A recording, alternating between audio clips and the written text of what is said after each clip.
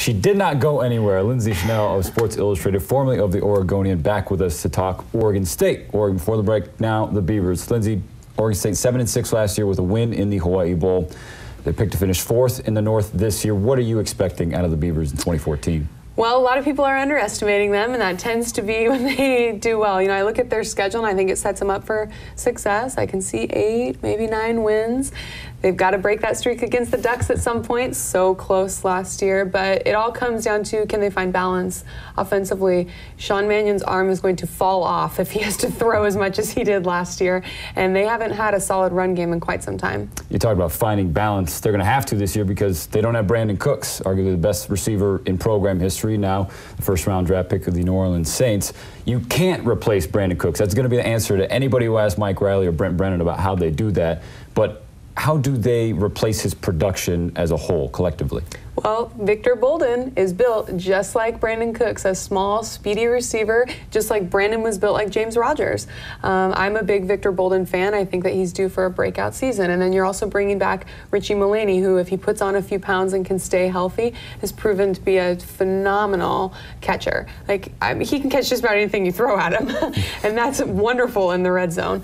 But I think then you're going to see a lot of young receivers that have to step up, and it might be a by-committee approach early on. Running the football, they have Teron Ward and Storm Woods back in the fold. Now, they may not have the offensive linemen in front of them to block and open holes for them.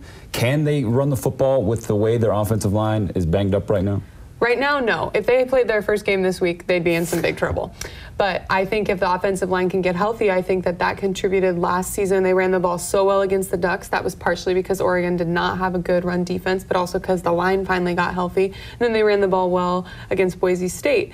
But can that carry over is the question. Can they stay healthy? Can Isaac Seumalo go through an entire season without an injury? I would not put my money on that. But you know, right now, Storm Woods and Teron Ward need to prove that they don't need Jaquiz Rodgers back. I mean, they haven't had a solid run game in quite a few years. Like I said, they need to prove that they can do it, whether it's one of them emerging as the clear leader or if they want to continue this by committee with both of them. But someone has to open up holes, and maybe that's where John Garrett, new offensive coordinator, comes into the fold. What do you think Garrett's impact is going to be? Mike Riley said he wants him to learn the system and then figure out how to tweak it and make it better. What changes do you foresee under Garrett? I assume that they're just going to find some more balance offensively. He's going to be committed to it. Last year, like you said, they passed the ball partially because they had to. They didn't have a good run game, but also you're throwing to Brandon Cooks. He's pretty good. I'd throw the ball to him a lot too. I would too.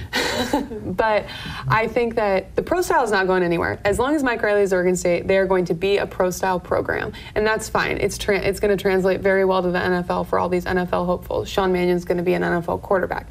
John Garrett has an NFL background, so I think he's working within a system that he already knows really well. But I'm really interested to see what he does. There were critiques a lot of times from fans and sometimes from, I think, other programs anonymously that the play calling at Oregon State was too predictable when Langsdorf was the offensive coordinator.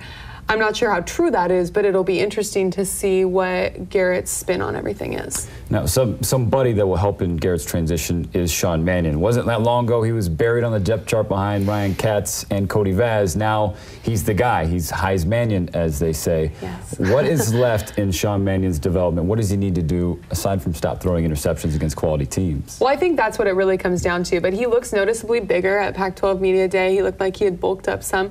And I think that Mike Riley always talks about quarterbacks get better in his system the longer they're around. They just understand the offense better.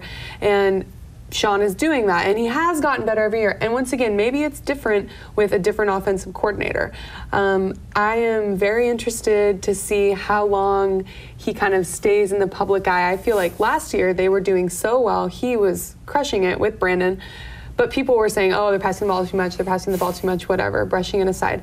Then he goes to the Manning Passing Academy and is a counselor at Elite 11 and blows up, and suddenly everyone recognizes that he has an awesome arm. Yeah. So can he keep that up? And can he stay healthy if he's behind a line that is not healthy itself?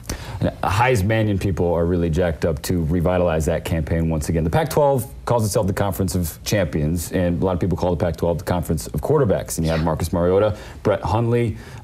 Where does Sean Mannion fit into that discussion? Obviously not as fast, we're not saying that, but where does he fit in terms of quarterback rankings in the Pac-12? Well, my colleague Andy Staples and I did a quarterback draft video when we were at Pac-12 Media Day, and I took Mannion with the 3rd pick after Marcus and Brett Hundley. I think that Kevin Hogan from Stanford is so good, and he's won a lot of big games. I think that that's kind of the knock against Sean. He hasn't won a lot of big games, but he's got as good an arm as anyone else, and he throws a really hard ball. I think that that's not talked about enough. Brandon Cooks used to talk about that a lot last season. Well, the defense for Oregon State returns a lot of starters. The linebacking core will be the strength of it. Lindsay Schnell, thanks so much for stopping by, offering your expertise. Thank you.